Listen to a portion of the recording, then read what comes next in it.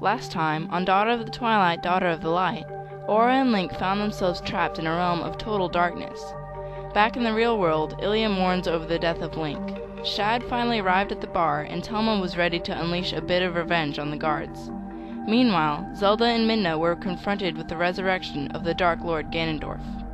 And now, we rejoin the young Aura in the realm of darkness. Father? Aura was full of curiosity and surprise. She reached her hands out to touch his face, but her arms could not stretch far enough. She wasn't standing close enough to him. She brought her hands back to her chest and looked away in embarrassment. Father, I think you might have me confused with someone else. You're that strange Twilight girl from the other day. Sorry, not that I think you're strange, it's just... Aura looked down at her feet. I am. And it's my eyes that make me strange, am I wrong? People have always told me I had my father's eyes. But that's unimportant. You are Link, right? Yes, I am. Do you know where we are? I remember being attacked by a re-dead, and then passing out. And when I woke up I was here, and nothing more than a ghost. Tell me, am I dead? And then it hit Aura like an angry Goron elder who hadn't visited the hot springs in over 30 years.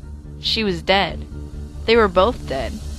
The reason she had disappeared wasn't because of the light of the fused silver tear, but because her future father had died, and she had vanished from the existence right along with him. But things still didn't make sense.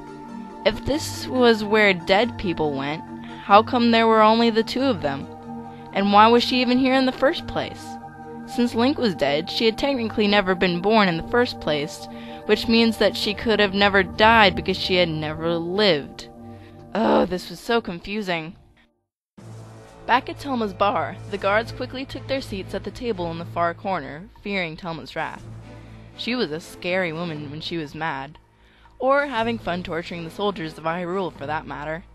They could just imagine her, looming menacingly over them, grinning an evil grin, cackling an evil cackle, and wielding some kind of kitchen utensil that she could use to inflict bodily harm on them. Oh, how she made shivers run down their cowardly spines, even though she had never actually done any of those things before. Now, boys, why don't you tell me more about what's happened to the princess? Telma poured the syrupy sweetness onto her words so heavily that it could make you sick. She turned her face to Shad, who gulped nervously. The guards weren't the only ones who were afraid of Telma when she was angry. Shad, dear, why don't you take a seat too? Make yourself comfortable. She started tapping her nails on the countertop. Yes, Telma, ma'am. He quickly scurried to his seat, trying hard not to drop any of his books or scrolls on the way to the table. He plopped them all down on the tabletop not long after he had taken a seat.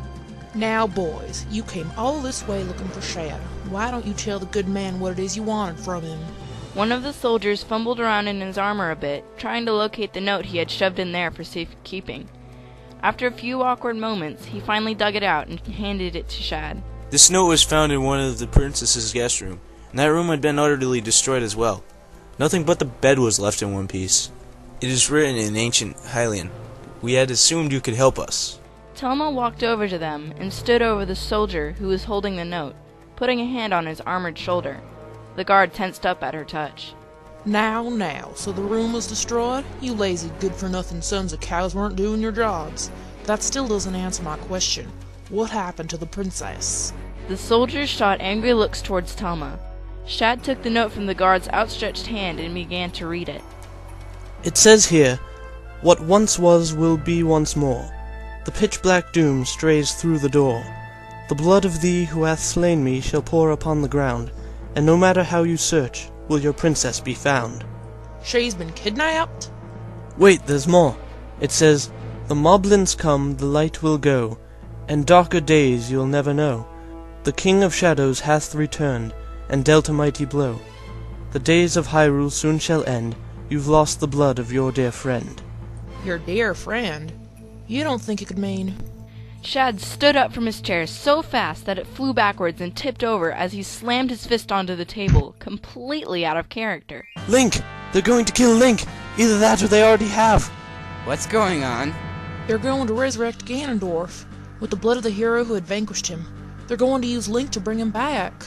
Shad immediately opened his books and began frantically flipping through the pages. Where is it? Where? Ah! Here it is!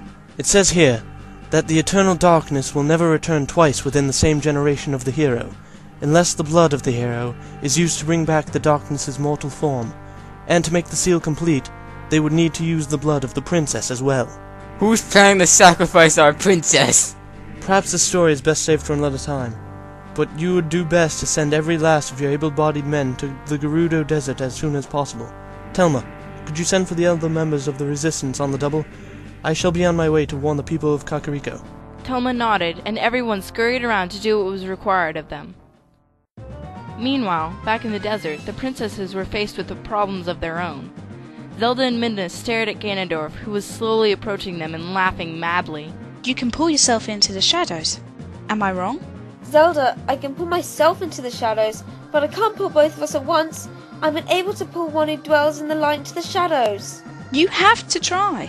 I can't! It is impossible! Call upon the powers of the Silver Tear.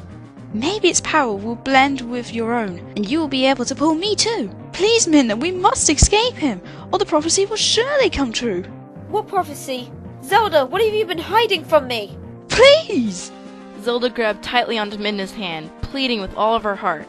Midna held onto the tear with all of her strength, forcing her concentration around it. She tried to pull herself into the darkness, but she could not. She would not let herself go without Zelda. She squinted her eyes and focused harder on the power of the tear. Slowly but surely, the two of them began to sink into the shadows. Ganondorf noticed and ran towards them.